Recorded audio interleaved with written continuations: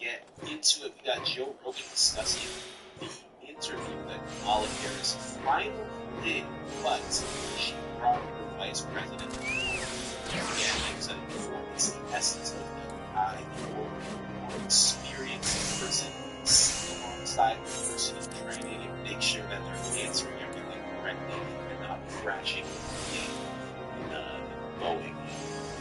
You know about both. Yeah. Man, I got a whole bunch here for you guys. Joe Rogan and Mike Baker talking about that whole process, what that's going to look like. And then we're just going to go through a bunch of highlights that I found. Because it was a sad. They got through. That's what you can say about it. That's the nicest thing you can say about it. But it was not groundbreaking, and I am shocked at anything. Looks at Kamala Harris and says, A+ on that. CNN panel couldn't even say that about Kamala Harris, and I'm going to play that for you guys again. But let's go with the Joe Rogan clip first, and then we'll run through the highlights. Let's go. He's got to quit. Who is Joe? That's the question I think a lot of people want. Well, Kamala's on tour, so she's out there doing concerts. Oh, she's going to do it. With Tim, though. With Tim, because she's a strong woman, so she wants a strong woman. Yeah, he does not want to be alone out there. No. Which is why you have to be alone. Who thought that's ever done the only thing that do since they have been nominated by their party, right? Since they've been chosen. Who has ever not done an interview for this long? And then they... I get why, because they get there with it, looking at very compliant and curious people for the most part. And they're just compliant. That's more than compliant. Right? Yeah, you're trying to be nice. Yes, trying to be nice. Simplistic. That's another word. And so, and it's on CNN, and it's taped. Yeah, I know why. Right. And it's intuitive. And there is no way, maybe I'm going to be wrong. I hope I'm wrong. I hope it's a hard-hitting interview where they ask, I tell you what, actually, what I would love to have him ask first is, okay, Vice President, I guess I said ask Vice President, how long were you aware of President Biden's mental decline? Because right up until the last minute, you were talking about how sharp of the death was, or how vigorous he was, and how he was better than 10 happens. And I don't think this is how people want to partner or working, but the fact that it's active,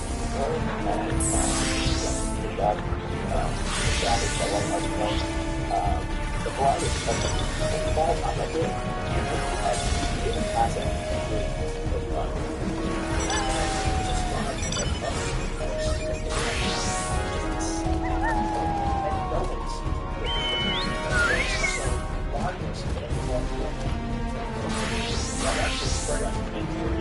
shit off left and right. We're going to campaign. So it's like, they're going to say, Biden being president is like, having a flashlight and down that.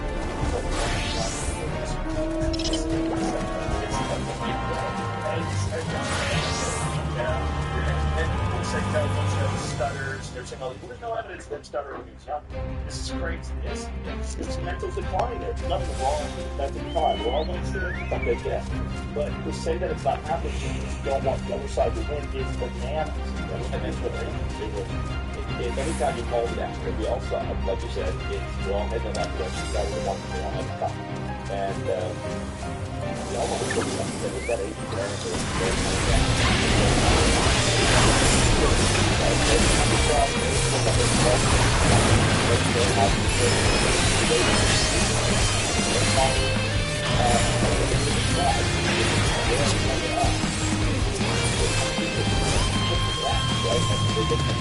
Suddenly somehow the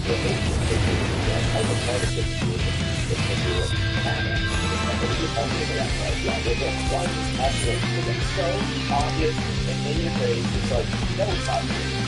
What?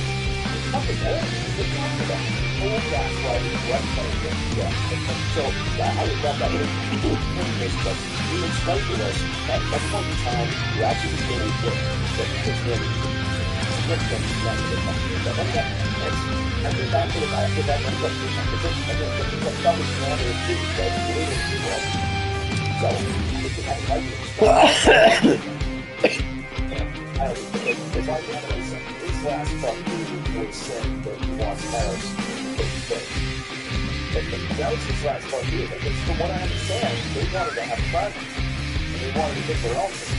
But they didn't want to have fun. Yeah, she was over the idea of the best, most competent, most qualified candidate until they whatever you call it, more nation. Yeah.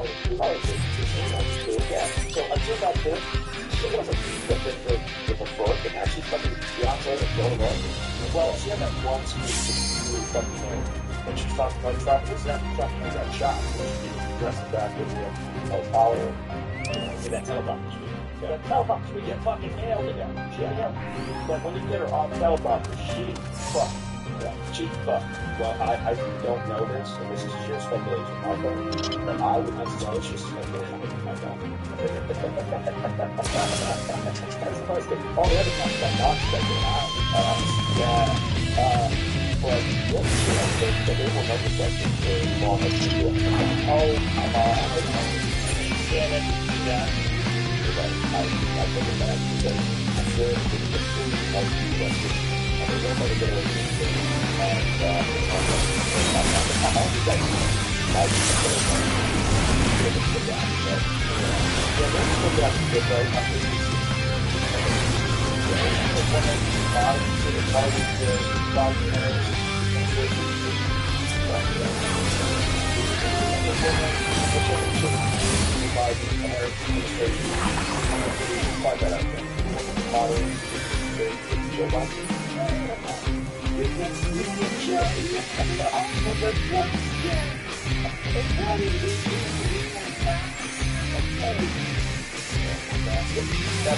And that was my dad. I was so fucking angry at him. I mean, what you doing with dad? They're just dragging him around. Like, up to that moment, we're going to drag him around and putting him up with him off or whatever you're giving him. Yeah, I want to talk to him. It's got to be good. So I'm actually the other day, kind of tired. That's something I did. It's the problem that was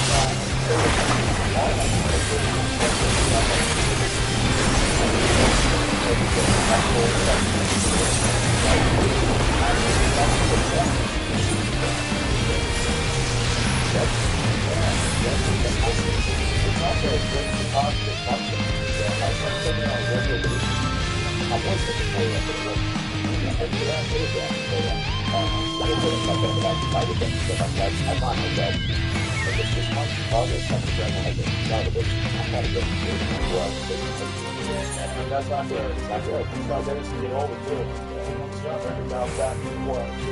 Not that bad. Yeah, but it gets better. You're up. That's good. 60 years. What means their value.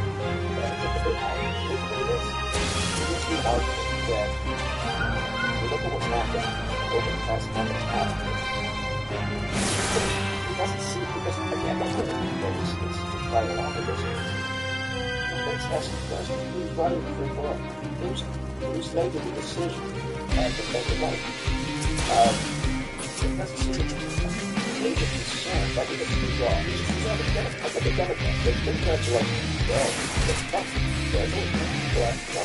And when I point out that the parents bill is someone to pick with, and so what is your argument back? What do you say? Well, I think you should focus on this after that qualified candidate rather than say, well, just go. And I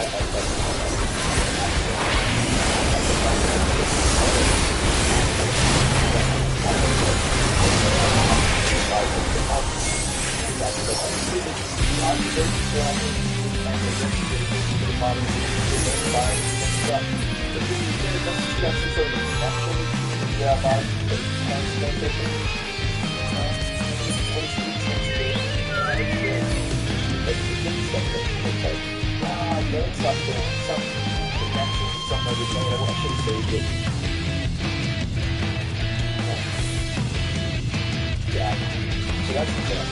But again, I would say that it's much like this thing. It's much like this. It's got to be good application. Good application. So let's add a little bit of development. I'm trying to think, a lot of good. Now, yeah, it's good like it's good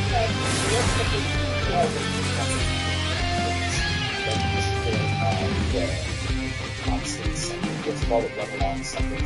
But this he actually has a solid opinion. It's like like interesting because see like supporting how bad all of this. I think it's the same thing with Biden. I can see like the top side of it. It's that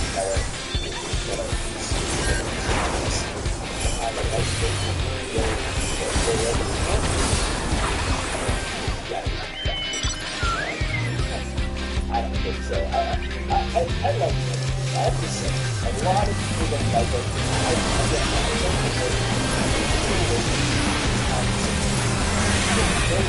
I just like, let's talk about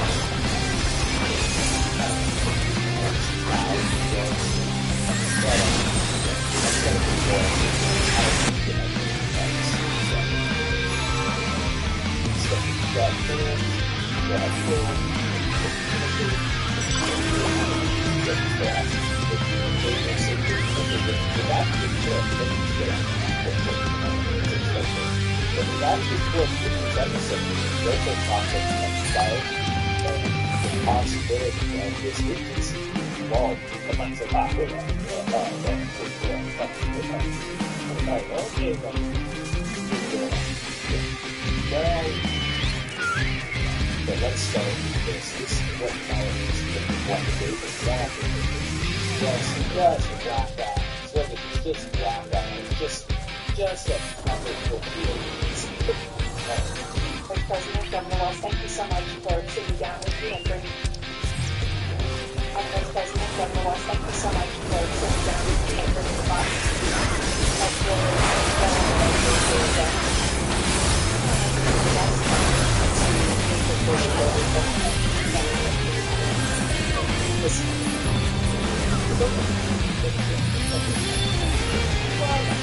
what did you do on the playground in the mornings? Well, I would play first and foremost I would play with your parents' support and secular class. When I look at the aspirations, the goals, the ambitions of the American people, I think that people are ready for a new employee. Innovative generation of Americans have been fueled by a focus on optimism. I think that we have almost someone who has really been pushing an agenda and an environment that is about dementia, depression, anxiety,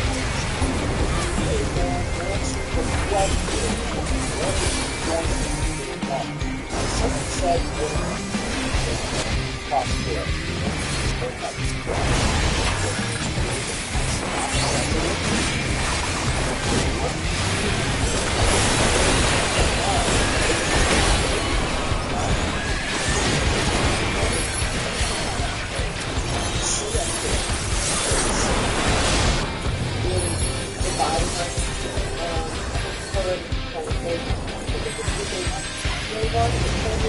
one and playing my plan for what I calling in the meantime. I've already laid out the proposals and above.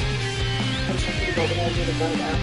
On the cost of everyday goods, what we're going to do to invest in small businesses, what we're going to do to invest in families.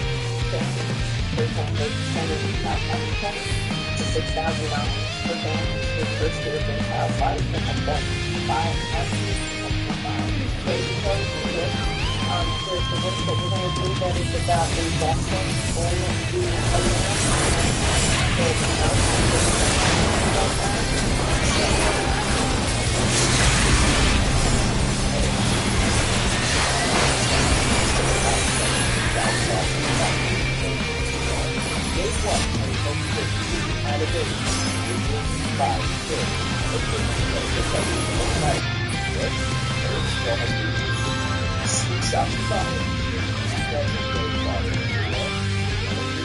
talking about democracy, fighting that is from that say, I have to say, I'm not just putting it out once and for all, not allowed. Yeah, they will be pretty get that's it, guys. That's it. The one I put in the head of the that's it. That's it. I don't go back.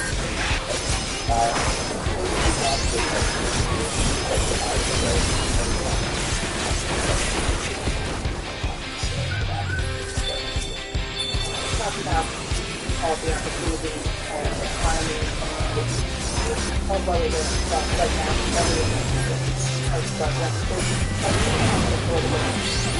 What is happening is we're not. But I wonder what you say about want to go back when it comes to the specifically the groceries, the less expensive, housing is more affordable than buying. So let's start with the fact that when we're buying our homes, like the Canada is over 10 million jobs for loss. People provided their living to all tracking the numbers of people they got because of COVID. The economy, a large part, all of that is a significant of that crisis. When we came in, our highest priority was to do what we could to rescue America, and today we know that we have inflation at under 3%. A lot of our policies have led to the reality that America is getting faster than any other nation. But you are right. Prices and both the groceries are still too high. The American people know it, which is why my agenda is what we need to do is bring down the price of groceries. For example, dealing with an issue like price down. What we need to do is extend the child tax credit to help young families be able to take care of their children in their most formative years. What we need to do is bring down the cost of housing. My proposal includes what would be a tax credit of $25,000 in first-time home buyers. So we would just have enough to put a down payment on our home. It's part of the American, and there are some of the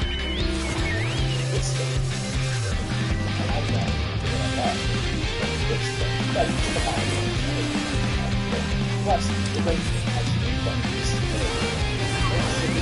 that well at the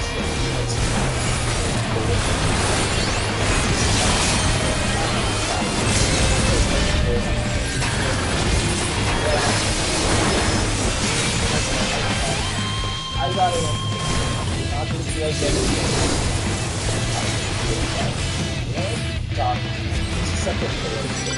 Second policy around the world, not just that all around the world. It is so big, so many people are there as people are getting that in terms of those that groceries, another Mexico,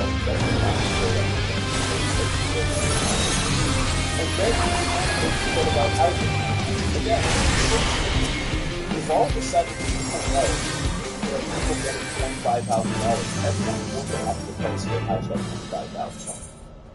They really are. And I know it's not true. That's exactly was someone selling the house to them. Because they're going to know that, oh, you have a $325,000, so I'm just going to have to, that's a course review. But here's the thing, she's saying just so people can afford a down payment on a home. Listen, I'm looking into real estate constantly. Besides this channel, that's what I focus on the most. If you just have enough to afford a down payment for a house, are you going to afford a mortgage? That's a big thing. You can't just have someone get into a house and they can't afford that mortgage and give them money. What are you going to do without their mortgage payments? All of a sudden they have a mortgage of, let's say, $4,000, $3,500, and they can't afford that. What do you do to them? You just put them in a terrible situation. And then she brings up the child tax credit again. If you just make the economy moving and create more jobs, you don't have to worry about it. People will be able to walk. It's, I don't know, man, she's so out of touch, it's crazy. We're going to run to the last clip. The flip-flop clip, because there's a whole lot of flip-flop. What do they want access to? Yes, no, have. No. Just kidding. There's more to it, but that's the goal. I want to get some clarity on where you stand on some key policy issues. Energy is a big one. When you were in Congress, you supported the Green New Deal. And in 2019, you said, quote, "There is no question I'm in favor of banning fracking." Fracking, as you know, is a pretty big issue, particularly in a must-win state of Pennsylvania. If you still want to ban it, you know, and I made that.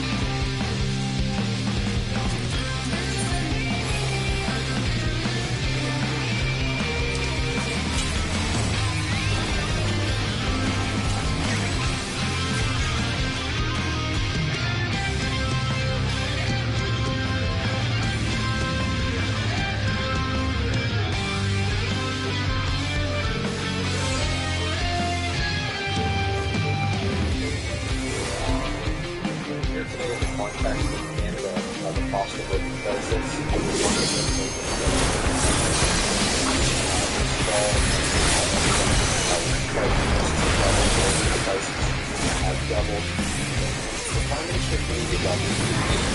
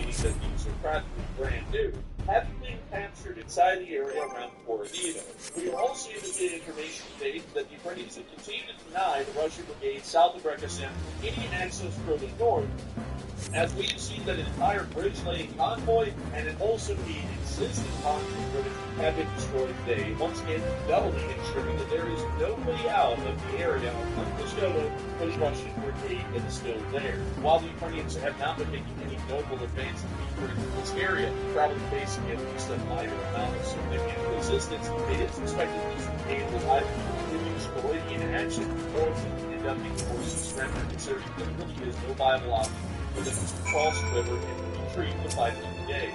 Meanwhile, we've also been getting some fairly interesting news from inside of Ukraine. As drone attacks continue, we've been able to see that the air defense has been shooting down as many drones as possible around the Kyiv area. We've also been able to see that down in the area around Chasiv Yar and Kursk, battles have been waged very heavily over the past 24 hours in these areas, specifically across with several main Russian columns that ended up being decimated and largely destroyed by Ukrainian forces.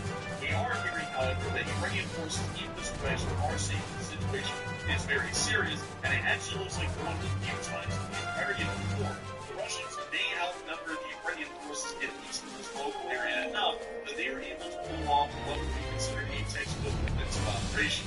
But we will be getting into that a little bit later tonight. When I mean textbook, I mean textbook as far as the numbers that they have. We'll be getting involved in that and we'll do a great deal tonight. But nevertheless, we have a massive amount of news to cover. It's insanely high amount. And these are just some of the main talking points. These aren't even the complete minutia of all the news that we have to cover tonight. And not only that, we also got a little bit of additional news, I'm just making sure here, from the area of Mariupol, where we were able to see that arson attacks were conducted and possibly in general, the Russians are using a rail corridor that exists in Mariupol, Crimea. But moving on into our major bits of news outside of Kursk and further north to the city of Moscow, we have been able to see that massive attacks have been leveraged against the Russians today in this area, and it appears that the Russians have had a significant amount of enemy, air defense activity in this area, and not only that, a significant amount of targets also appear to have been hit by the drones heading into this region as well. From what we understand, the city of Moscow is one of the few areas inside of the entirety of the Russian Federation that has any kind of proper or at least adequate amounts of air defense compared to other surrounding areas. It is the only region where we've seen Panzer S-1s relocated from the front and largely plopped down all around the city in a large air defense ring. We have seen, however, in the past that this air defense ring has not been entirely successful, as some drones have been able to penetrate the air defense perimeter and make their way to the town of Lyubertsy and also the town of Balashika, more to the eastern side of Moscow, possibly showing that there is a weakened area on the air defense perimeter on Moscow's eastern side. But nevertheless, today's attack was very openly not going through a weak spot. It was actually going through what we expect is the strongest air defense perimeter in the entirety of the city around the town of Podolsk, a suburb of the Moscow metropolitan area, and of course, the city of Podolsk came under massive attack today, from what we can tell. We were able to get some information from this attack at large before we actually get into our details. We were able to hear that over 100 drones and flights have been prevented from landing in the Moscow area due to the attack, which we understand is still ongoing and possibly with more drones arriving along the way. We were able to get a couple of clips from the town of Podolsk, really the first line of contact that these Ukrainian drones came into while they were making their way deeper into Moscow, and we were able to hear explosions in the surrounding skies. We were also able to see that maybe some of these drones ended up being shot down. We hear the first clip, pretty short, but still showing us a element of the skies of Podolsk. Oh, man, that was fast. Now, one thing I was wondering, I was recording the some guy out there, man, he was like, hey, let's let it stop. That thing blew up the missing. Hey, man, look at that. Sweet. Oh, man. They pushed me out of there. My house was there. Man, was thinking, oh, this thing is weird. Yeah, oh, next week, I saw without me he's like, it's some look in my windows. It's like, dude, that missile was flying with a little bit of misfire. You know, but we also get to see a little bit more about what was happening in front of the walls. Listen.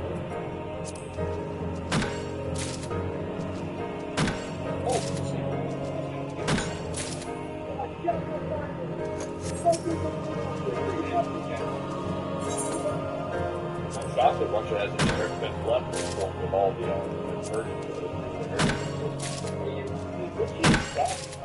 he's only got the goals so far, but he's showing at least in the limited extent that there was some air defense action present in this area, but we were able to understand that some of these drones made it on into the area, and we were able to see that later on, fires were breaking out in Moscow a little bit later on during the daylight hours.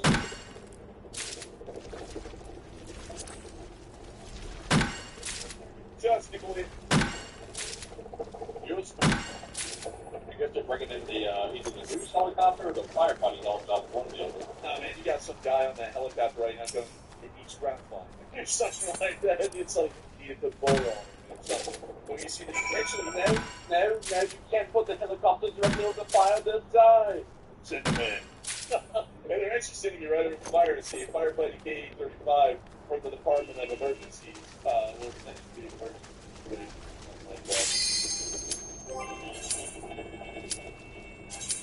And some road rage going on. Russia is picture of it.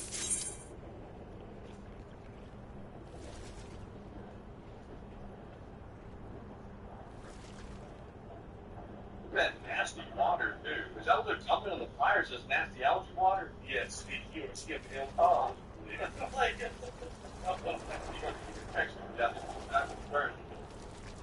where you get the stuff dropped on you, turn into Shrek. Like, no joke, you just turn straight into Shrek. No intermission, just you turn green. Like, that is pretty horrendous. So, we also did get to see smoke filling the air from another bridge. This one actually ends up being probably a different area entirely, from what we can tell. It's coming somewhere around the Moscow City area, right over there.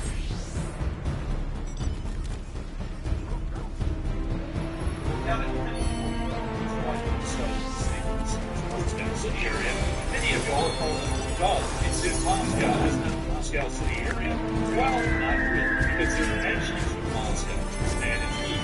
So you have Moscow, the city, like you see right here. And then you have the city of Moscow. It's just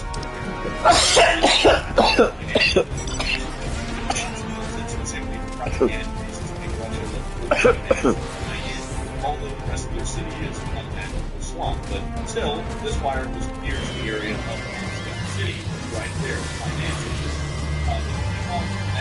Thanks to it, we also got to see the fire with another people here.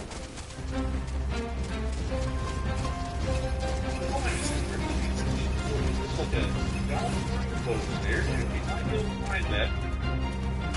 Yes, this is the I think we found there it is.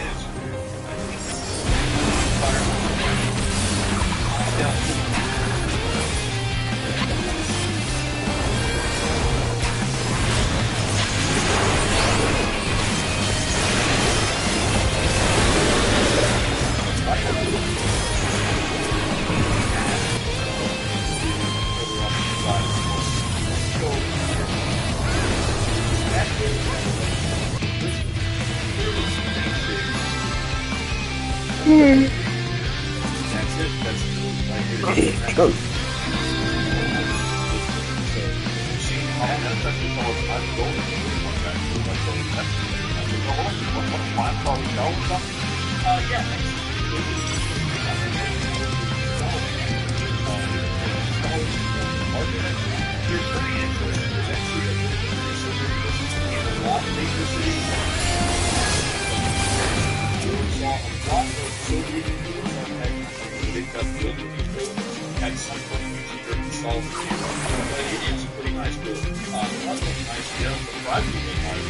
For Moscow, like, I know that there was one center of Moscow, like the most showcase center, that kind of goes to bring the non-stop window, but even this one is pretty nice to be a center of Moscow. Is that where that's what's called, the center of Moscow? Yeah, this is Moscow. But, it's a little bit of a tab down here. I mean, drop you down to the street, a couple blocks away. This right here, I mean, this is considered high-end still, right here. This is considered maybe middle class, and basically, it's like, this is like crazy. But I want to like, this is that. Yeah, this is Technically, it's called real estate is considered a high class.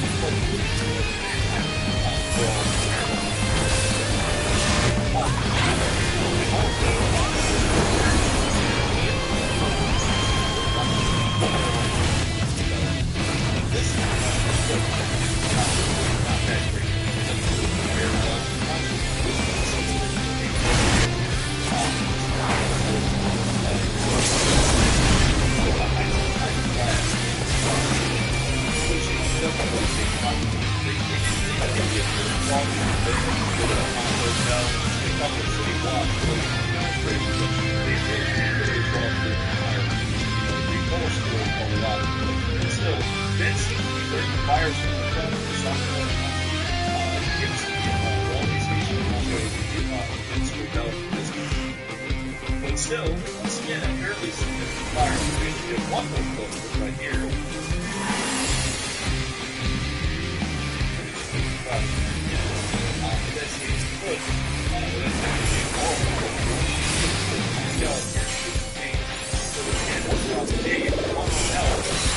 There are some possibilities that happen in this area and facility also important to take the other on those that are attacked. I would call the free throw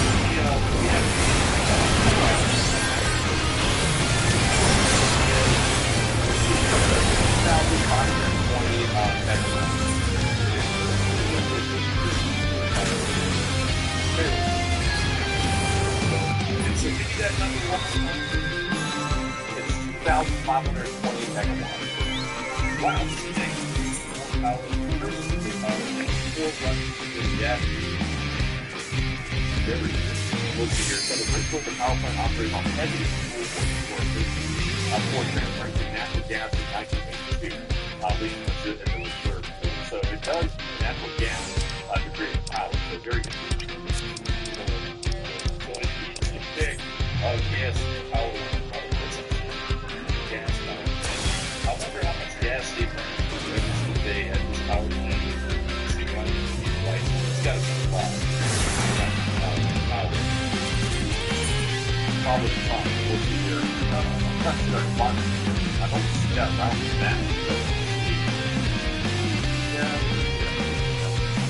Yeah, doesn't say that. Not very fun. There's got to be a lot of watts. So there's going to be a lot. We're powering a lot of buildings with this thing. But still, it seems like it's going to get pretty significantly at the moment. We just got that 50 minutes ago. And it seems like they're going to be at the problem to provide power here. It's actually copy that when you post that here on the map. But we all provide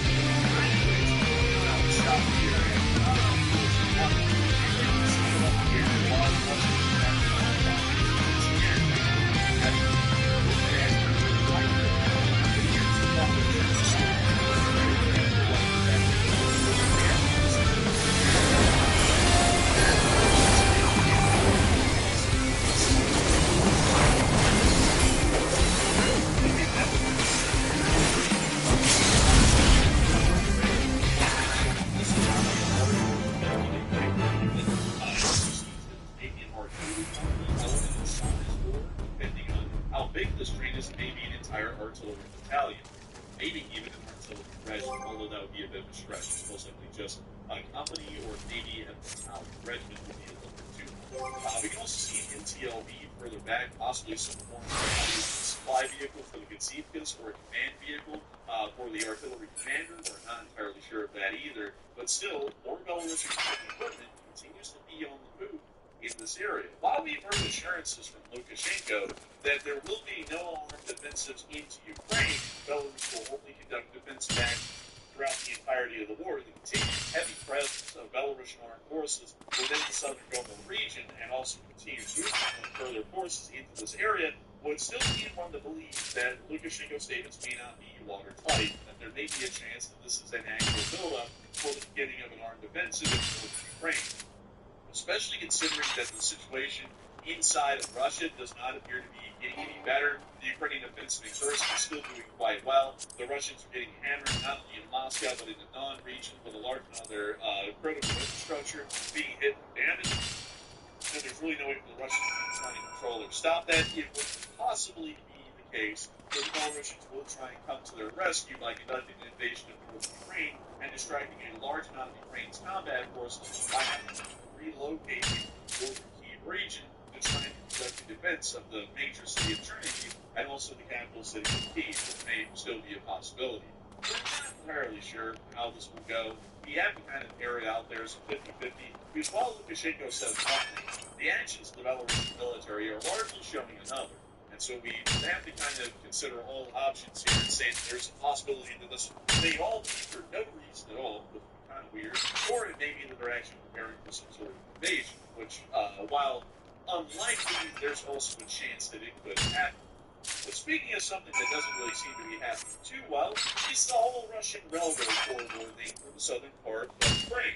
Now, many people will know that I like Ukraine. I think a lot of y'all who have been here in the question segment recently have really started to see not quite a big train enjoyer, but also a big plane and automobile enjoyer. Whenever I look at vehicles, I think of planes, trains, and automobiles. I think there's something about that out there somewhere. But beyond that, down here in this area of Russia, there is actually a rail corridor that's been built recently by the Russian Federation through the area of Mariupol, Bryansk, and then it connects Melitopol, and then reconnects the main line traveling down into Zhongoy inside the Crimean Peninsula. Nevertheless, while they haven't even constructed the supply corridor, it's ended up running into a small problem.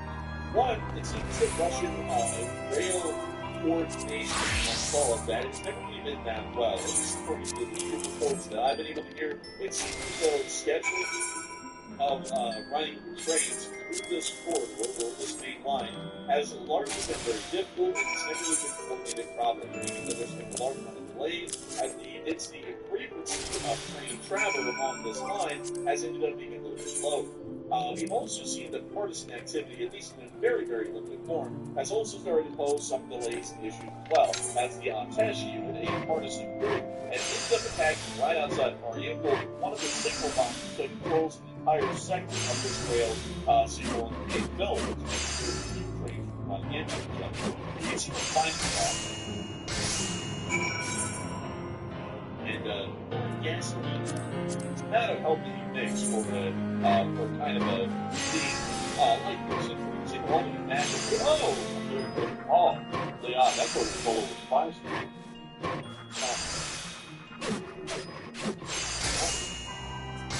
Lighten up another. Oh, light it up, boys.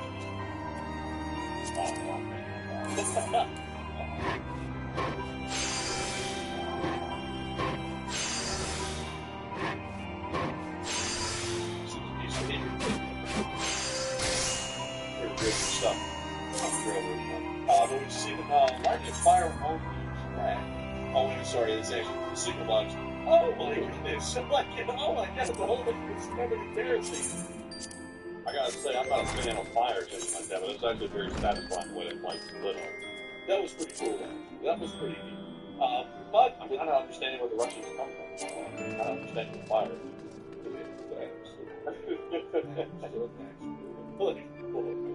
But beyond that, it does appear that the Ukrainian partisans, or at least the pro-Ukrainian partisans, are trying to knock out the Russian rail infrastructure around there. I'll see really quickly if we can actually see this on the map. It's fairly new construction.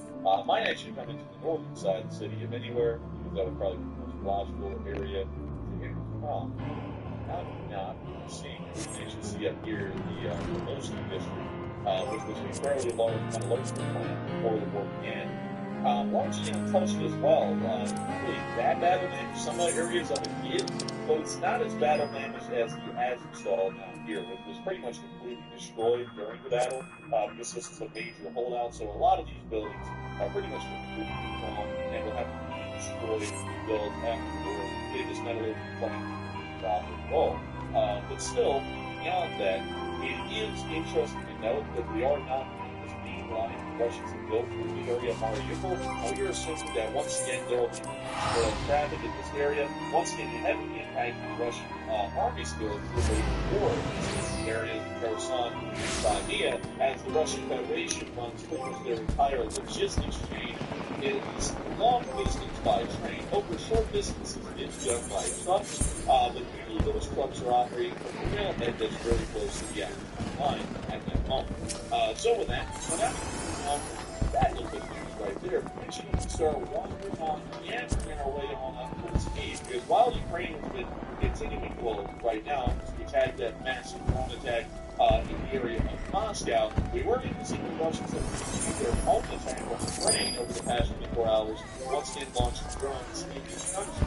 We were able to see that these did shoot down the shot at 136 over Kyiv. We usually get a lot of close over this, but I didn't show you some of the air defense in action today. That's all. Yep, I am. Very cool.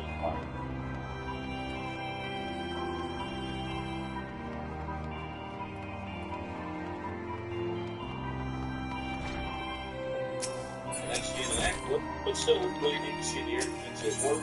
It's shooting down towards the incoming front before they can actually cause the damage.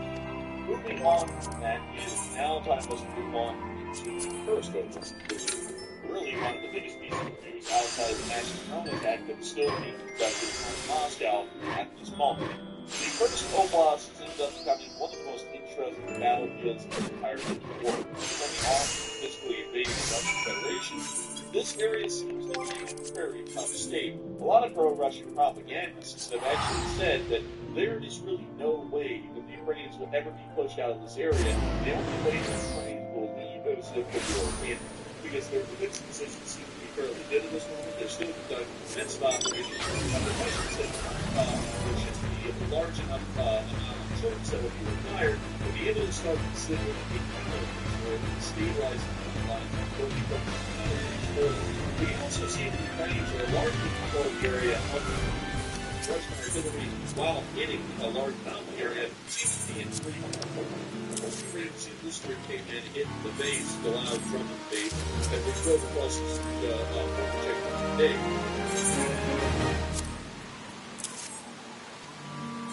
Live to the checkpoint.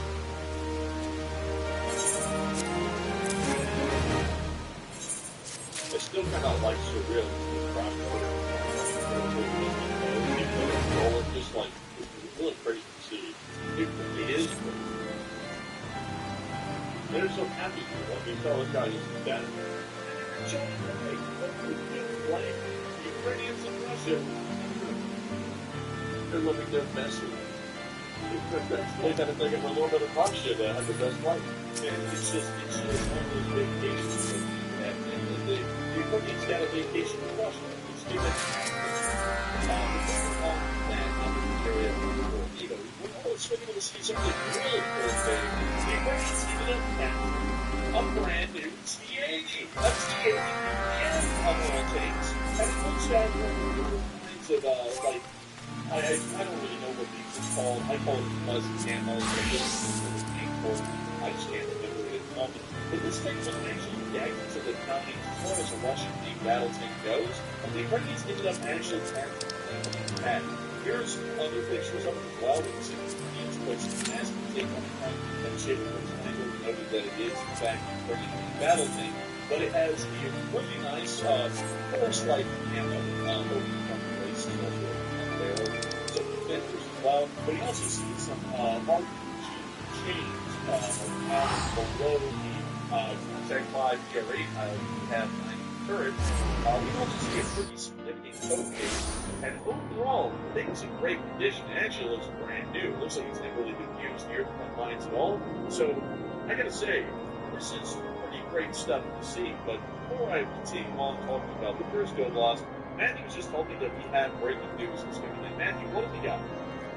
All right, so we do have some big news coming in right now. We have some new images coming in of the Konokovo power station, the thermal power plant we just looked at a moment ago. We did see it was attacked by appeared to be one drone, maybe two drones. And it looks like that facility is completely on fire right now. And of course, you're going to take a look at the Twitter page right now. There's a big picture of it. That place is in blazes. And it says right here it's the eighth largest thermal power plant. So that place is in foul shape right now. That is pretty significant right there. The thing's toasting up, quite honestly. I should say this thing looks like it's on fire. Now, I'm no expert, though. I want to make sure we put that out there. I only a badge of condition. But while I'm not a fire expert, I have to say that it is a fire. Sure, that thing looks like quite large. I'd say at least bigger than a tank, no doubt. And Matthew, what are you getting from this? Well, I know you're not a fire expert, but what's your take on this fire? Is it a fire? I'm no fire expert. It looks like a fire to me. It looks like a blaze. It looks like it's it's a blaze. They're lighting up, and the power plant is probably going to be suffering a pretty bad fate. I'm not sure if they're going to put that out or not, because I really don't think the picture's obviously blurry. You really can't tell what's on fire here. It looks like maybe the roof of the plant or something, but depending on how far this fire spreads and when it catches on fire, I'm not really sure maybe they can blow the natural gas inside the facility or not, but that could be worse. Could burn the whole thing down. Could lose the whole thing. Now, Matthew, I have heard from Russian authorities just a moment ago. I hate to spell your story here, but I've been told the power plant is actually perfectly fine, and any story saying otherwise is nothing more than a giant smoke show. According to Russian line, that's a reaction because it's just not great, not terrible. It's just too long. And basically, man, it's a giant smoke show. There's smoke in the sky. It's a fun, man. It's a fun. Let's go back up to the also, I'll be putting this down on the map so that way all of y'all who want to see it can see it. So let me go do that really quickly. And link. So we put this on the map live so that we all go and see it. And let's see here. Go up here, and here we go. Fire, smoke. And put that down right there. Just like this. There we go. Now we have it. But still, it does look as though that power plant is really down now. A fire like that is probably starting to burn the structure of the building, maybe some internal components, and the fire may also get hot enough to ruin or compromise the integrity of other parts of the power plant used for power production, or that reason may actually get completely shut off, or the amount of its power generation capabilities may be offline for a good while until it gets replaced. But still, pretty interesting to see. Good to know this fire is seeming close and close. A great to know, Matthew, that the Ukrainians are able to get a nice Russian roast at this time of the war. And speaking of which, we got another Russian roast that was planned at the time, but not any longer. But still, really cool to see this improvement. I think we're kind of great news. Sure, food. And also, some people have been talking about a whole bunch of other things that we're doing on the first go of laws. Certainly is looking quite good. We were able to see the Ukrainian Air Force once engaging and destroying the bridges and pontoon bridges across the area of the Russian Sea. Still traveling at 3,000 and brigade of the Russian Army south. We were able to see that use of the vertical collision under the pontoon bridges that were set up was destroyed. You can see that it's stopped in location right next to the main bridge. A very good sign. Once again, showing that crossing the map knocked out. But you're also able to see either artillery or the Ukrainian Air Force easily destroy the bridge lane unit that was to lay a pontoon bridge in another area around, I believe it's and I want to make sure that I'm correct on that, so I'm going to go down a little bit. Yes, this is Zelda. And here's the clip. Posty. And man, I really looks like we are falling drunk from the ground and blew it all up. So, that's right.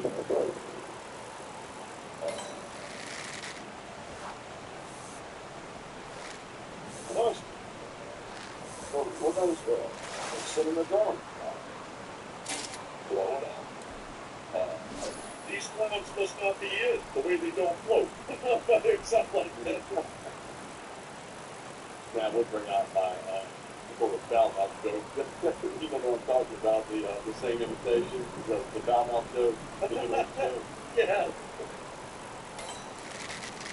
Oh, look at that. Oh, that's a goner right there. They even destroyed the temporary bridge they tried to lay out right there. It does not look good, does it? It does not look good to me. But speaking of cutting airports, like it's pretty actually everything not happening on two bridges. I deny that gave a way out in some areas by consent.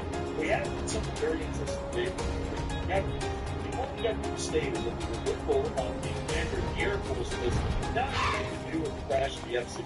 Along those times, there was just a routine rotation of leaders. And a lot of people have been putting in their thoughts about this. And it seems like a lot of people aren't really buying that story. A lot of people believe there's a little bit more to that story than meets the eye. Like it's not just any kind of a random rotation, because throughout the entirety of the war, the Commander of the Air Force has never been rotated down back in. It's just been the same one the entire war. So a little interesting to see what rotations happen nowadays. But then you want to think about it, right? There's a more important story that meets the eye, or it just makes complete sense, or then they don't really buy it. It sounds like a made-up reason. What folks not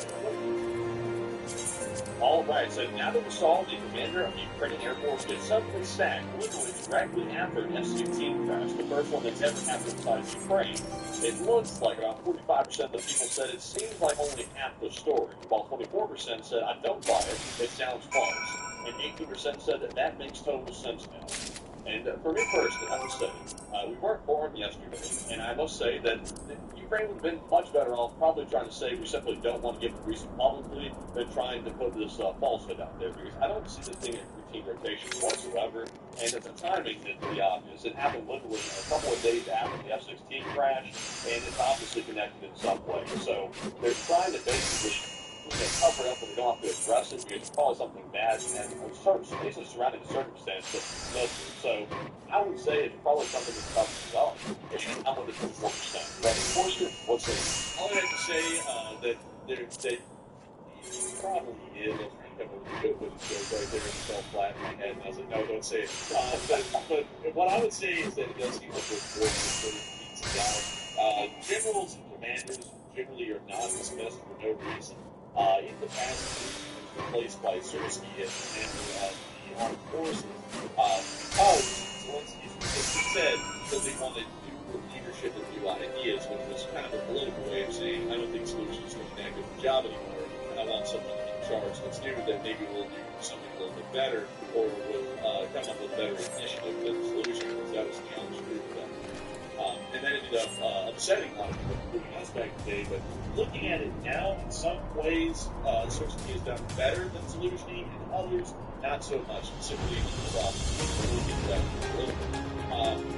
But at the same time, the Air Force commander, without a replacement clearly lined up like there was in this case, he would put on is, and we believe that there probably is something a little bit more useful than this together. The reason why we point this stuff out is because it seems to be that these kinds of stories are done by men. Because about what this year we had to show, about 68% ago, almost a majority ago, believes for the overall crash majority, the two-thirds majority, believe there was more to the story than meets the eye. And if you don't believe it, or y'all think that it's half true, but there's a lot more to it that saying. And I feel like these kinds of stories that are put out like this, with the statements, aren't really the best for the Ukrainians in terms of their publicly perceived honesty. There clearly is more to the story than is being led on. I'll have to say that as well. But we don't know what it is. We don't really know how much additional information is in this story is true. I would generally doubt it, though, in my opinion, because I would have to say there probably has to be another reason for this general's dismissal. I wish they would be honest. Like, for example, if somebody's some kind of corruption, I wish they would say it's corruption before having to report community prosecutor and have that enforced. I really know if that was corruption, for example, or there was incompetence, like they tried to the load making the F-16 pilots of the down loads in the air. This is not up to their standards of what the armed forces would do. Something like that would be a decent statement. Because it really would give the public a reason to trust decisions like these. Because whenever anything's done like this, there's always a little bit of ground questionability about whether this is a genuine kind of approval or a genuine reason or not. Because this is considered a lot of details. Not only that, it never received its source. That was not but still, I'm sure that there was exact answer. But with that, also real quick, of course, there's one interesting thing. I'm not sure if this is true or not. This is what I've been seeing floating around. And they're saying that the predecessor, the guy who was just removed, the commander of the Ukrainian Air Force, they're saying that that guy was not actually a pilot, but now the acting commander of the Ukrainian Air Force, Lieutenant General Anatoly Prigonovsky, I believe it's about said, he's actually a pilot. So I don't know if that's unusual or not. Is it normal to have a commander of an Air Force, like the Ukrainian Air Force, that was not a pilot? It's kind of normal-ish. I mean, commanders are supposed to just be leaders by nature. Like, yes, they come from different areas, but they don't always have to be a pilot. Just like an admiral in the Navy doesn't always have to command ships previous before. There's a lot of coastal assignments where people have been able to fly for things to happen. So I would have to say it's not that out of the ordinary. It's kind of like saying, well, this guy in the Army, who else did the infantry? Like, because the Army is mostly about fighting on the ground with the infantry, something along those lines. They might be correct, they might remember this correctly. General Milley was the commander of the University of Logistics at some point, and it was not an actual frontline combat. Nevertheless, one of the things to be at towards the top. Schwarzkopf actually was a commander, speaking of modern American generals. Schwarzkopf was actually a commander that was in the 101st Airborne and 82nd Airborne, which is pretty common on the news at that level. Of the U.S. Armed Forces, it's standardized. It's something about special forces. And then I also believe that, remember this correctly, General David Petraeus was in the 82nd Airborne as well, and he was largely a combat commander in 9/11. So it kind of does lend itself to the advantage of like a specific area, like you have to be a pilot, be the general of the Air Force, you have to be a captain of the ship, Navy, or you be a captain. There's some of those things they can't come from anywhere. I would say that whatever the case is, whether it's normal captain, one pilot or not, it's probably a practical thing to happen. Because now this guy is acting, and obviously we see certain things. The predecessor didn't condemn to respond to the not as good at what we're not doing. Now to do exactly what we're not going to do. I think the other guy did. So I think there's a little background on something. I just don't know what the other guy did. So very interesting. I think the new guy might be actually better than the pilot. Maybe so. I would say possibly not. Because there was a lot of great commanders in the past that weren't in the infantry and in the army. Did incredibly well. Like Napoleon had no actual experience as an infantry. Napoleon was a artillerist, and he ended up proving himself wildly well during the battle. Right down here. Battle. He actually ended up charging. I believe there was some British forces, knights over Hilton City. Very different looking than it was back then.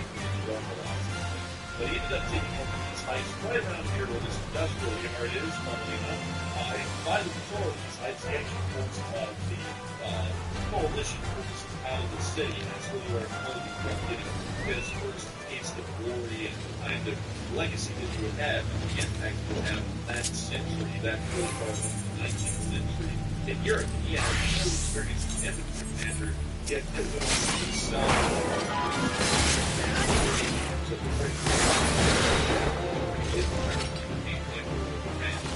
So, you know, it doesn't really have to always be like a pilot against the Air Force or anything like that.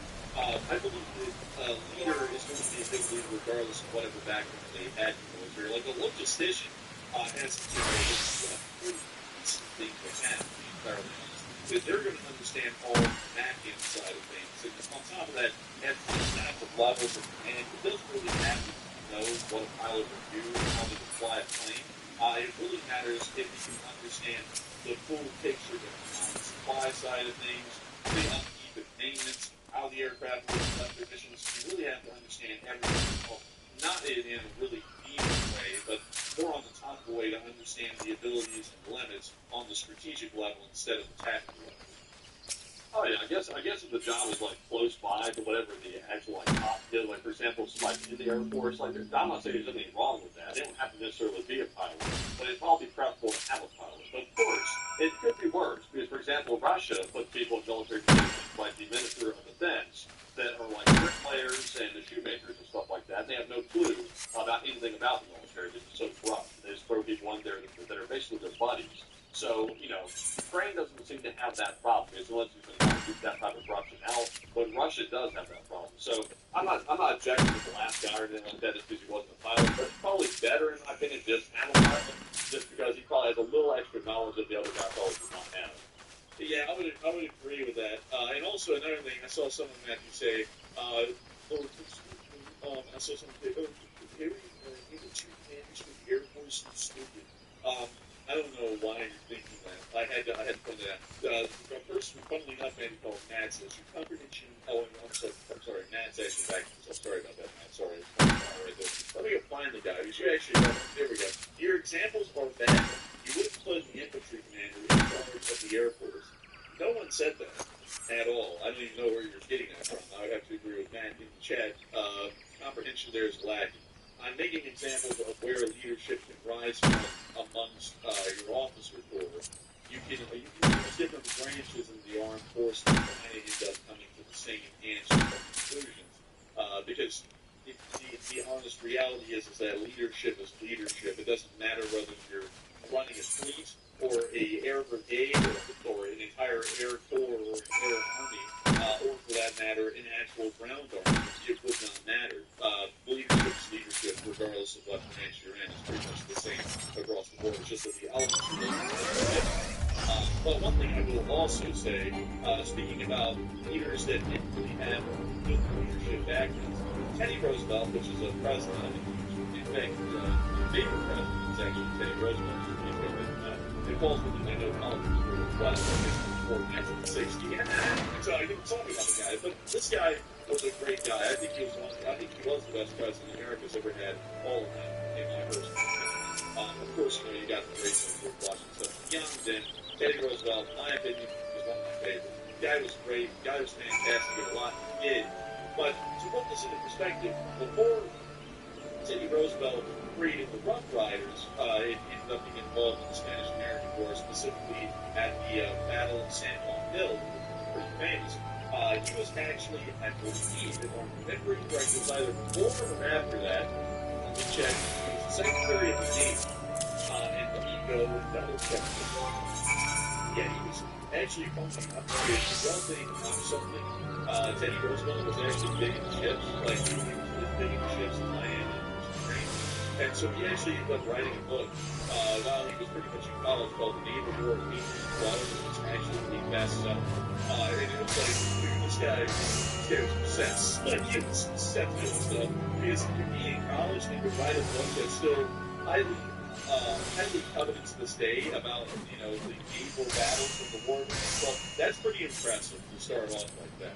But beyond that, let me make sure, this is the guy that was given the heat. And then someone shot him, and then you're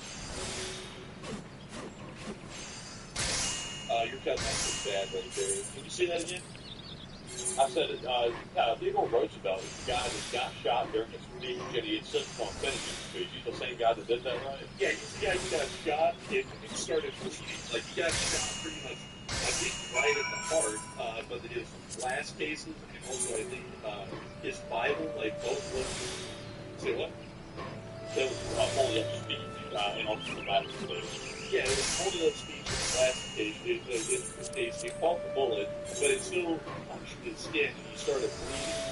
But still bleeding, he got back up there.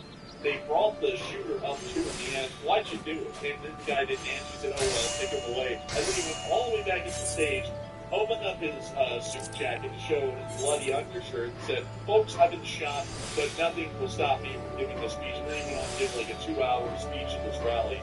Absolutely pretty good legend. Like, he was filmed every man. That's crazy. Like, I actually heard that yesterday on like a video about U.S. presidents. I heard someone say that, and I was like, "You're joking."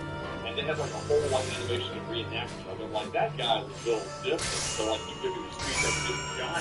Like, that's crazy. Dude, you said it was really well different because you know what else he did? Like, as a really wild, he ended up going out to the Midwest and becoming a rancher for a little bit. He didn't do that good. Pretty much everything. He all the cattle died. Like, eventually the street got some great news. What did you got? All right, so we have some more footage coming out right now. This is not a thermal power plant. And of course, go take a look at our Twitter page right here. And you get a video more of like maybe a dawn video of the attack. So let's take a peek. I think this is the attack, man. I think this is the explosion, man. Oh my goodness. Another one just didn't no good. Dude, they hit the gas access for this thing right there, 100%. Because you can hear that sound. That is the sound of gas. The actually igniting the high pressure, and then it didn't work any closer. So that's what it was. I was speculating on the river was on fire or something, but they actually put gas on it and put it blind on the bed. And that is pretty well hit. Also, the smoke that we saw later, not only is the gas pipe falling on the gas feeds on fire, the building's on fire now as well. So this was actually a pretty serious blow to this building. So, anyways, then moving on from that, and out of that, because that's actually pretty good detailed news. Thank you for sharing that, man. But let me go put that map really quick, and I'll go through stuff here. And also, folks, I'm still scouring for more footage while as the stream goes on. Since we're lucky enough to be running the stream during the attack on Russia by Ukraine, we're looking for all the news that so you're literally seeing this minute by minute as the footage is coming out. So we're all watching it together. As a big double safe thing. But beyond that, getting back over something, thanks for sharing that news. Another thing that was really interesting about Teddy Roosevelt as a person is that when he ended up being a rancher in the Midwest, and he failed at it. He ended up coming back to New York after all this cattle died. It was very hard. Like, crazy enough, man, the year out there, it was the hardest winter that had ever been before. Yeah, and he ended up this cattle were pretty much froze to death out there, and they also ended up getting like some disease. But before that, he was out there, just drinking. And some guy came in, like around the house, and he started, just trying to piss off everyone, get on the nerve, and try and get in the fight. And so then finally he saw Teddy Roosevelt, sitting there with the royal round glasses and everything, just kind of looking like a god, like doing his thing. So the guy sat there and said, "Hey everyone, all these drinks are gonna be on Teddy," which is a pretty big insult, because he didn't say that he was going to have to drink something. His dad was doing it. So Teddy Roosevelt looked down the book, he was reading the book, I think it was on some dangerous stuff, traditional into that stuff, let him he got up, he walked over to the guy, ball of his fist, punched him one time, really hard across the jaw, literally knocked him out with one punch KO, and then went right back down over to his table, sat down, and then opened up the book and gave him back to me, and that was it. Like, the guy was an absolute legend.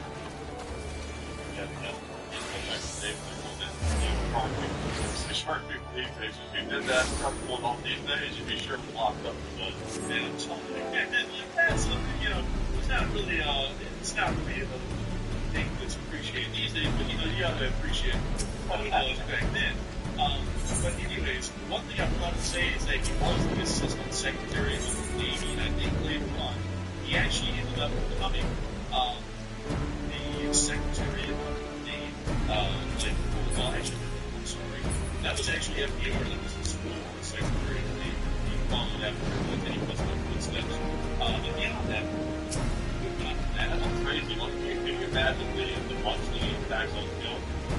This guy, Theodore Roosevelt, the male printer, one of the United States, can't have to build camel ranching. This thing, can you imagine the exact and I can imagine this man. He's not a rat. He's weird. He wrote about ships. He likes ships. Something like that. That would be like a hit piece against them these days. It would be something like that. And then back in the day, there was more of the substance like Eric or stuff like that than they were today because I don't think Roosevelt here got elected today. I think it was they probably would like really everyone involved in politics up to like the last 10 years of it's like, it's sad, but and when I say cancel, I'm not saying that one way or another. I'm saying they can cancel by both sides. Like, Teddy Roosevelt would not be acceptable in the modern days of either political side, interestingly enough. Although, honestly, I would say, if guy ran today, I would, like, the guy was alive and ran today, and someone would say something stupid here in a second, like, oh, he was a racist. Like, this was the first president that actually had folks that were not white on the staff that were actually getting paid. He was the first. So, he was a pretty decent guy. I respect him. He had respect for nature. He had respect for folks. He had respect for really everyone here. He was really one of the first presidents, I'd say, that treated all Americans like Americans, who was looking out for the big folks and the little ones. So you got to appreciate it for that. But still, beyond that, the whole point of me bringing out Teddy Roosevelt, it wasn't just a shout out and frequent response by it was to say that he was a leader. He was a natural leader. And for that reason, while he had absolutely no experience in the Navy, he was really just an aficionado of the Navy. He ended up getting appointed to the position of Assistant Secretary of the Navy, and then under his leadership as president, he actually ended up expanding the size and power of the Navy a pretty good bit. So this guy was kind of his main role. He was the natural leader to put through, and that's why he ended up becoming that. You don't have to always have some, say, captain of ship and pilot of the Air Force to be able to lead. Sometimes you just need someone who can lead and understands what they're working with and talking about and really not. But anyways, with that, I hope that does address that definitely it's about the whole issue. And with that, we are going to be moving on into some questions. We actually got some questions. What do we got?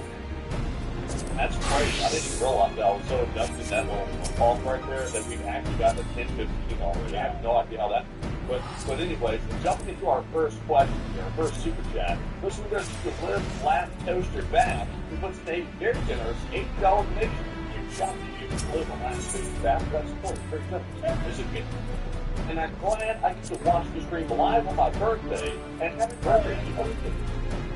They said, I haven't gotten a laugh at a random, apparently Joe and operational ever. What do you heard me? Oh, I can do this. But, happy Father's Day to all the dads. Also, happy Father's Day. You're coming out of the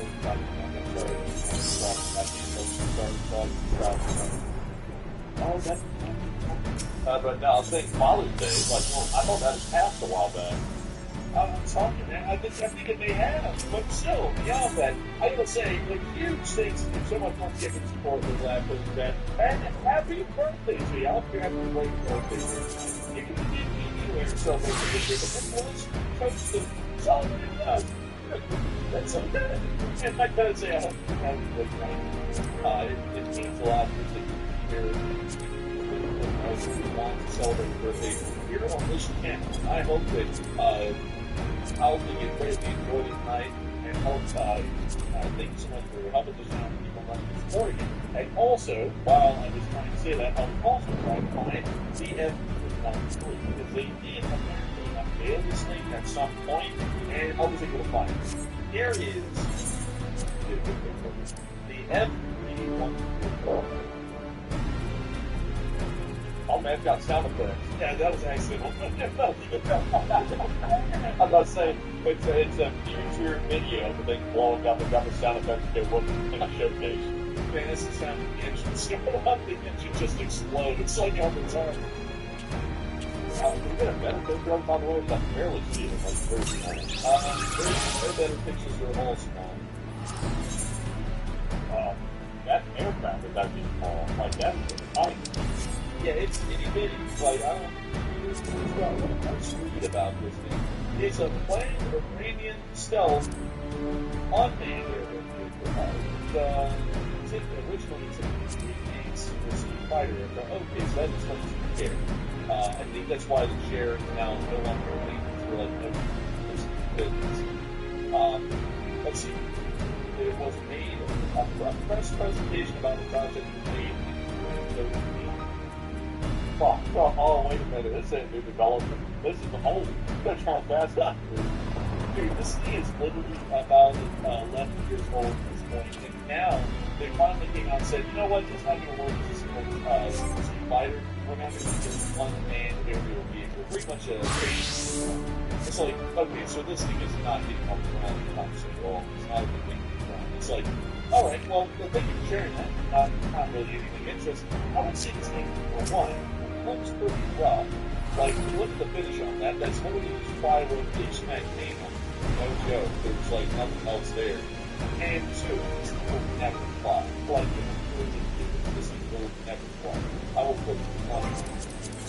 You know those are like con men, like EV companies that try to like the electric semi-trucks and stuff. They actually never had the equipment that was like pushing down the hill and stuff, and with a big frog on and stuff. Remember that? I think so, yeah.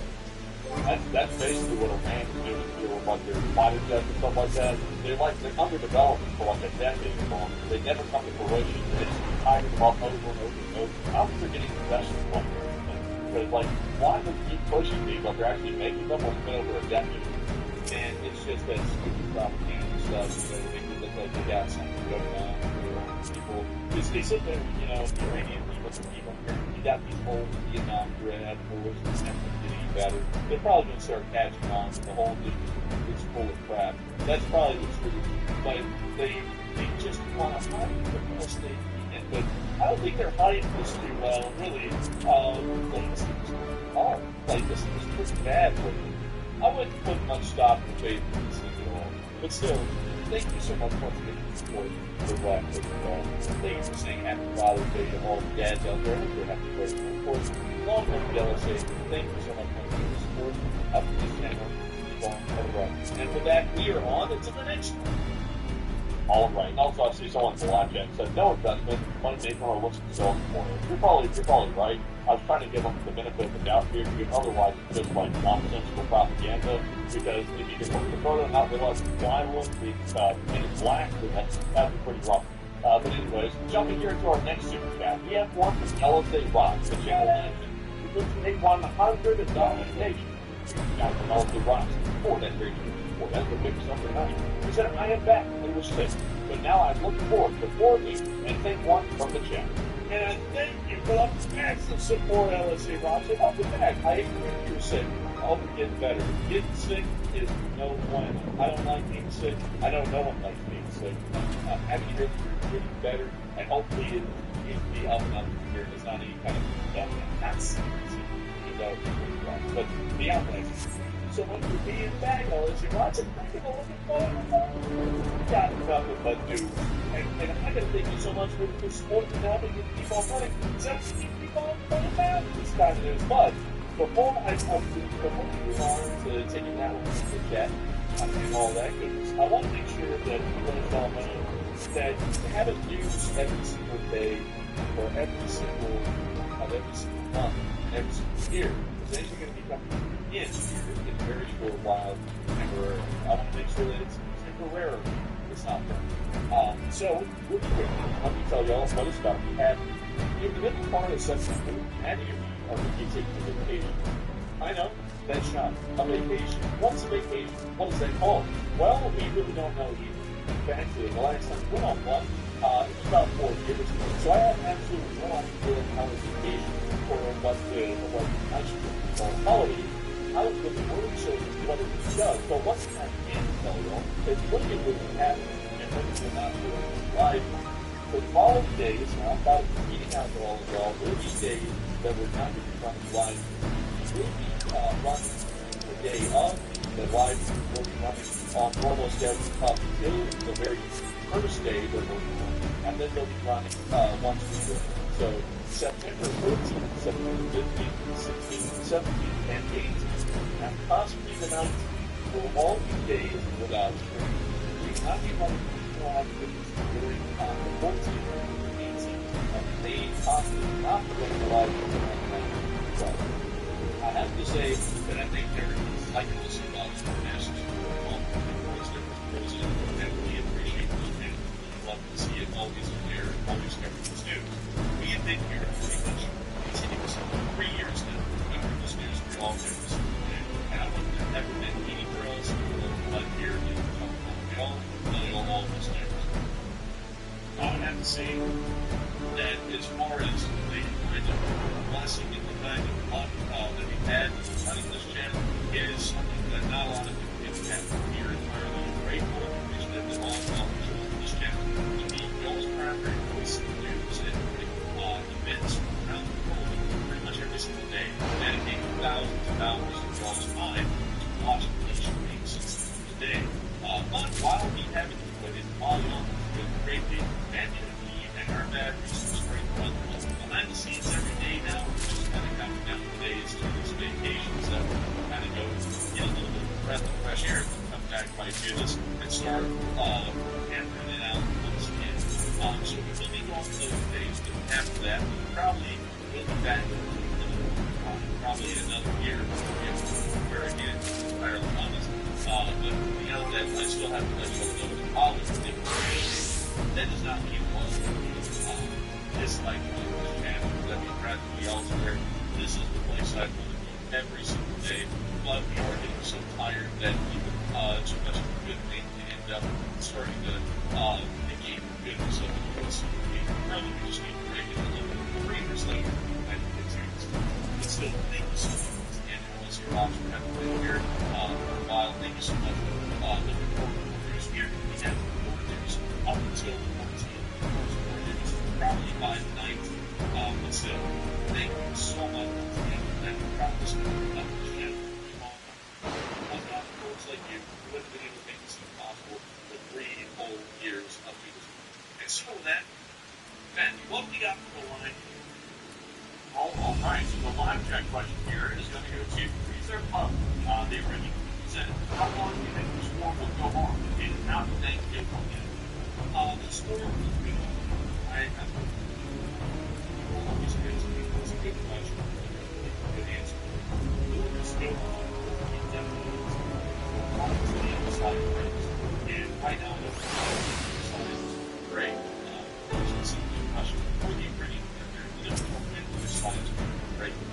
Because of propaganda on both sides, it's really hard to gauge seriously how Alabama is level observations and estimates of that happening, and those can end up being wrong. I've made several crystal ball estimates throughout this board about when this thing will end, and it's most of them all of them will be wrong. And well, I think the beginning of this, the end of this year, the beginning of next year, might be able to that might also be wrong as well. It looks like it's high likelihood it probably is wrong. So going off that, I would have to say that in my opinion, I would not tell you when this is going to end and how much longer it will last. You just kind of have to get the wrong one because sadly, unfortunately, all the time people just kind of get one side of the balance or the other. You really have no idea what either side is going to be imploding. So with that, I hope that does make concern to this point, as you can't tell when it's going to get, because, you know, nobody foresaw like Ukraine invading Russia first.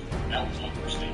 And now that's happened. Now it's a whole new side of Russian territory. So, honestly, to me, like, it's impossible, like what we're saying, to tell exactly when it's going to end. But I don't foresee it ending this year. To be perfectly honest, I really don't see it ending next year. It just seems like it might be a long war. It's going to drag out probably for several more years. Because Russia is not getting one where they need power, we're giving them some manpower, we're giving them equipment, we need to come to some type of compromise to save ourselves. They don't think like that. Israel doesn't care about the people. And Ukraine is going to fight to the death like they should. Because if they give up land to Ukraine, or just if they give up land to Russia, that's going to only hurt Russia to go even further and attack something else. And that can't be allowed. So, I think that needs to be a multi-year war.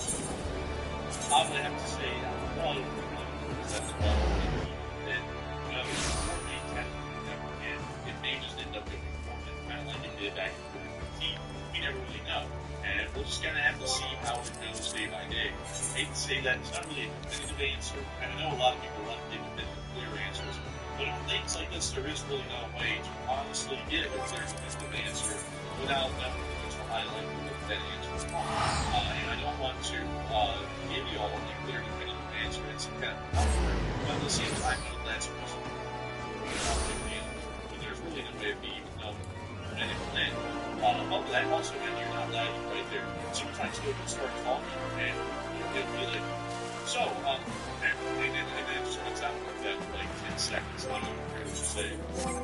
I don't even know why either, because it's showing like London or 93 bars of Wi-Fi, which is like what's supposed to have at the time. I usually don't have that. So, the one time it's actually good enough, it's actually fast. So, no, fine, I don't know, man. Look at this on the computer again. I think that's a problem. I don't know. This example, it almost sounds like your microphone just stops picking up audio. That would be my honest take, because it's not like a Discord thing where it's like something like that. It literally just cuts off. Like it'll just cut you off. I've been there a couple of times. I can see once let it ring when I'm talking. It never goes dead at all. So it might be the Wi-Fi having an issue again. Maybe, but I don't know if you know all options. But anyways, with that, I hope that does address that well. Big thanks to you once again, LCU Rocks, for that support, sponsoring the live chat, helping the channel keep on running. And with that, we're on to the last question of the segment, getting into the rest of our news. All right, so jumping into the last super chat of the segment. This one is going to go to Hope Redman, who's also a long-time fan. Thank you very much, Hope, for that your generous support. He said, for the vacation plot, and sent one to the chat. Hey, thank you so much for the support, Hope Redman, and thank you for backing up that vacation plot. That vacation is going to be fun. It's going to be incredible. I wish I could tell you all the details before we go. Honestly, I would love to, and in the perfect world, I would. But the reality is that there's a lot of sick people out there, not y'all who are watching right now, but on other channels, that would make sure we try and have us targeted and harassed by other people if we said we're going to involve you. But one thing I will tell y'all is that we will be showing y'all all the pictures and stuff, and videos as well when we come back. We'll probably upload them on Patreon, almost all of it. I don't think we're going to be posting any of it as like shorts or anything like that on the main channel. But we will be posting little shorts and stuff on Patreon when we finally return. So that you can see what we did, where we've been, kind of the cool stuff we got to see in there too. But with that, I hope that does address that incredibly well. We will make sure to take a live chat. So what do we got, man?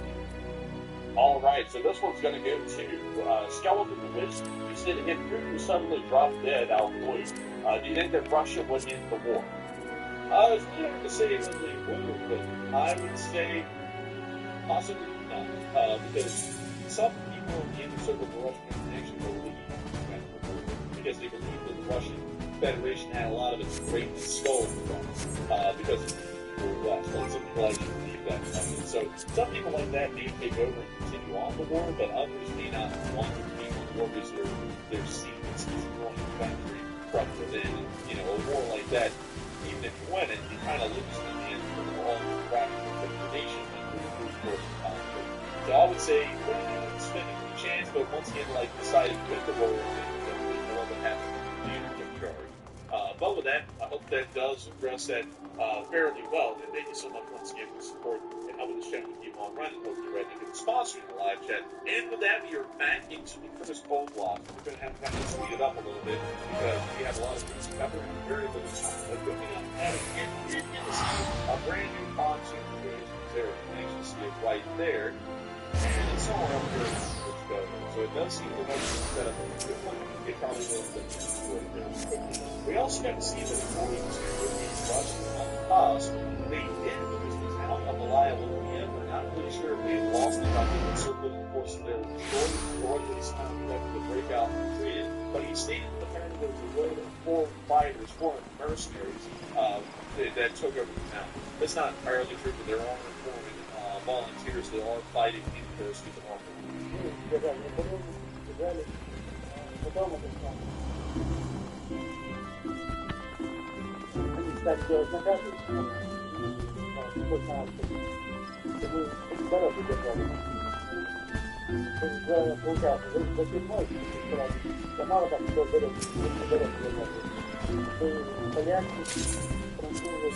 I don't know why, but got something like that. Yeah.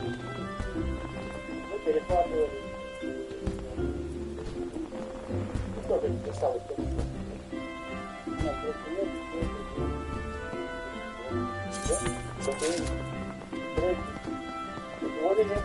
about the year. That's about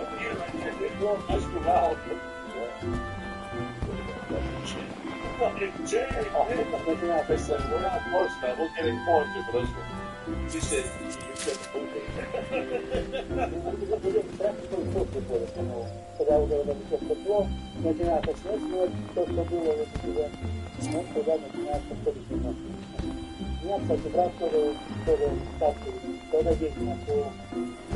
anyways, getting away from Wendy here, give another hand of the we're now moving on to Bolshoi Soldat Square. We got to see a couple of recently captured flags. We got to see one of the Batman symbol, that was kind of like anyways, moving on to that, we got the Anderson Brigade, the Bagger, and also the Women's of Logan. Italian sign. Sadly, I can't think of what the Batman symbol is. It's kind of like the Russian FSB. It's some sort of mystery of interior thing, but I'm not exactly sure it is. If we come out of that a little clip on out of the Kursk area, things seem to be going quite well up there with the keeping touch. But we also got to see some pictures of the 117th Brigade in training, and boy, are they training. Look at them go. Clearing those trenches, firing that PMP recoilless gun. You can actually see the 7-3 shell fires right up there. Really nice picture. What a bit of timing, and we can also see the from the ground. Really neat to see. Moving on from that, we also get to see a new Russian camo system in play. Look at this.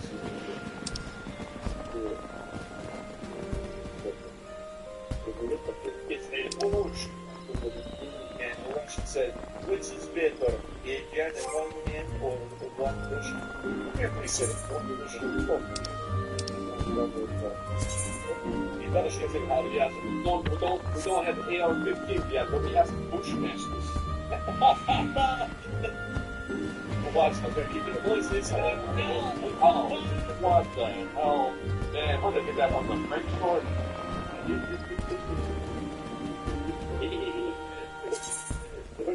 They're not going to be laughing when the Americans said, I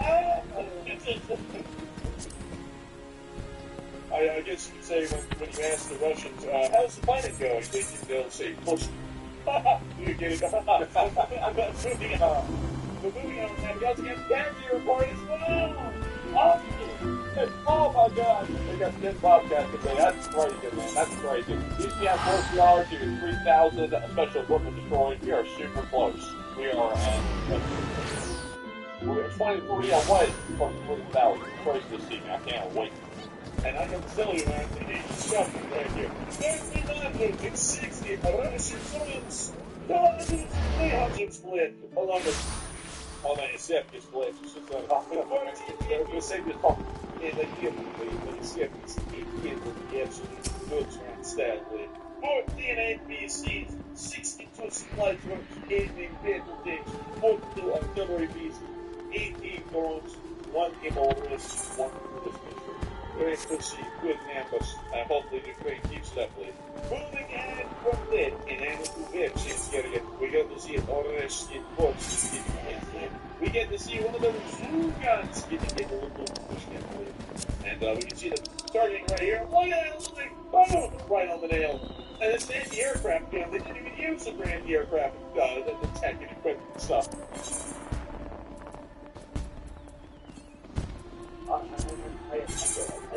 That's on when they get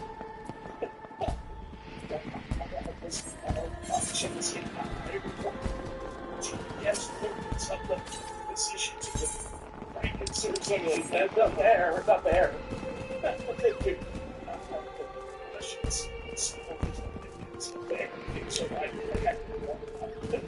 something like that. They, that's the but moving on from that, we also get to see they're taking out some Russians down here in the area around Sheffield. Look at that unit somewhere. Oh, that's loud. Anyways, we get some Russians running around right here. Also, thank you all for really good.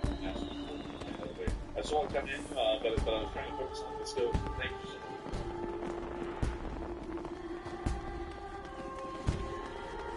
And a little shack that's about to get tiny shack. And this is the Axe Shack.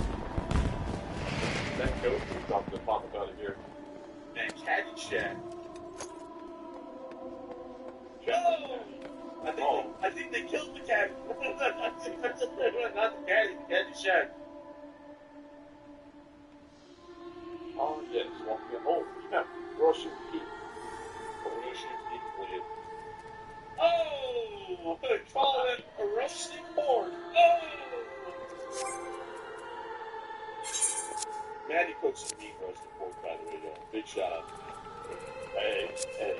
It makes tacos out. It's pretty impressive. But moving on from that down towards Kurganivka, we also get to see the 15th Brigade at work. Oh, check this out. Other than carrot dog. Wow. Hey, cool with the view. Just driving around, look at them go.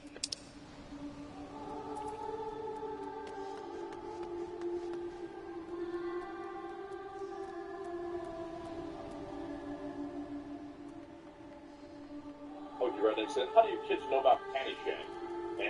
Heard of here, you know what I mean? Well, you know, a thing or two is you've seen it, you know. I mean, he said, how do you know about Caddyshack? Oh, man, I told you. Oh, what do I know about Caddyshack? Oh, man, who started this? Oh, man, you're great. Oh, man, it's great. Oh, man, I told you. He's so restricted on you. But he makes a really good movie. Oh, man, I told you. But still, Rodney Dangerfield was in that one? Yeah, Rodney Dangerfield was in it. For Dangerfield? Yeah, Danger Man. I don't know why I said that. Oh my god, my brain. Oh man, I'm telling you. People don't give me any respect down here in the streets. But they give me respect when they see me coming down the street. Oh man, I'm telling you. We're coming Rodney Danger Man. That's really going to see the Paradox at work right there. But moving on from that and down into the area of Orlivka, we also got to see a view of Tourette's today. Alright, we got some heavy metal over it. Nice. You know, every single moment in war can be accompanied by heavy metal or really crap music, like one or the other.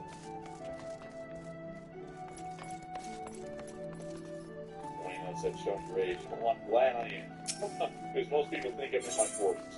I'm glad to feel a little young here and there. Thank you.